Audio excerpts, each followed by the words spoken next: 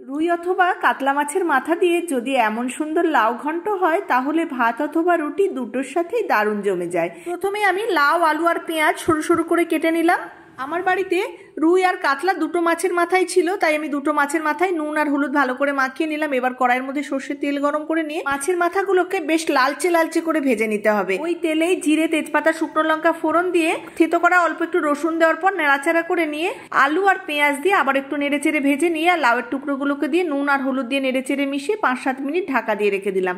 লাউ থেকে জল ছেড়ে লাউ মজে গেলে এর মধ্যে দিয়ে দিলাম আদা বাটা, টমেটো কুচি আর চেরা কাঁচা লঙ্কা। আবারও নেড়েচেড়ে মিশিয়ে ঢাকা দিয়ে বেশ ভালো করে লাউটা সিদ্ধ হয়ে গেলে সামান্য একটু চিনি দিয়ে দিলাম। এরপর ভেজে রাখা মাছের মাথাগুলোকে দিয়ে খুন্তি দিয়ে একটু মাথাগুলো ভেঙে দিলাম। ভালো করে নেড়েচেড়ে মিশিয়ে আবারও ঢাকা দিয়ে মিডিয়াম ফ্লেমে 7-8 মিনিট রান্না হতে দিলাম। এতক্ষণে মাছের মাথাটা লাউয়ের সাথে বেশ ভালো মতো মজে যাবে আর লাউয়ের মধ্যে মাছের ফ্লেভারটা চলে যাবে।